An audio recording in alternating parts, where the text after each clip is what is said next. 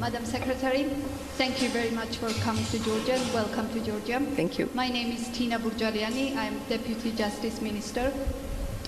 I have to admit that you have been very inspiring for me and for many young women around the world. Thank you for that. Thank you.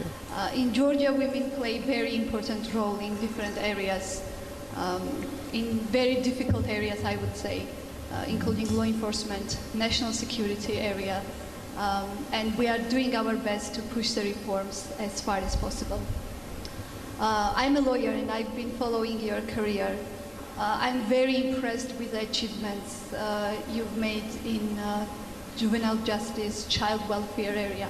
We are now, after the adoption of new criminal procedure code, working on the development of strategies and action plan for better juvenile justice system in Georgia and better prevention of crime rather than suppression and prosecution. It has been challenging, but it's very important for our country and we understand that very well.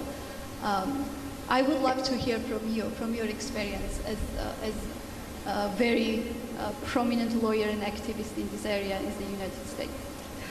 Well, thank you, and I'm delighted to have learned how many women are involved in the justice sector, and I commend you for your work and your question, because I agree that looking at how to reform the criminal justice system, particularly juvenile justice, looking at ways of preventing crime and preventing child abuse, which is often a precursor to a life of crime, is a very critical social need.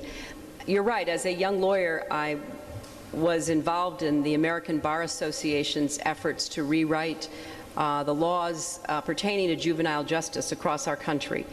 In the United States, most of our laws concerning criminal activities are at the state and local level. So we had to come up with model laws that would make some significant changes in how juveniles were treated.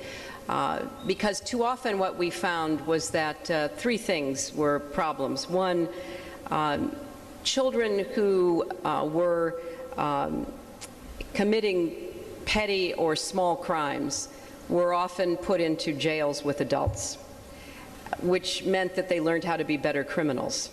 And we had to create a different approach and system to try to both try them in juvenile courts and then to keep them separate from the adult criminal population. Secondly, we used to have a lot of problems with what were called status offenses of juveniles. If you were a truant from school, if you were a neglected or abused child, if you were having trouble in your home, regardless of what the reason was. You know, you might have a child who was being abused by a family member, and the child would run away, but then the child would be put into jail. So we had to change a lot of our abuse laws so that we would recognize that adults who abused children were the perpetrators, not the children who were abused. And we had to also change our child welfare system, particularly orphanages and places where children with mental disabilities were kept.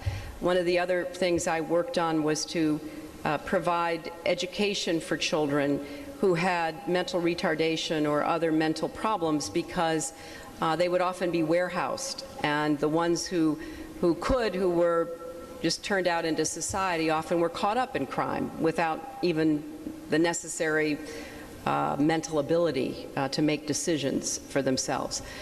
So there's a lot that needs to be done, and changing the criminal code is very important. I know that you have a lot of help, but both the American Bar Association and experts within our own government would be more than happy to consult with you, to share our knowledge, not only from our own experience in the United States, but our work in many settings around the world. So if you will let the ambassador know if that's something that would be useful, I will make sure that you get that, and I appreciate your commitment to it.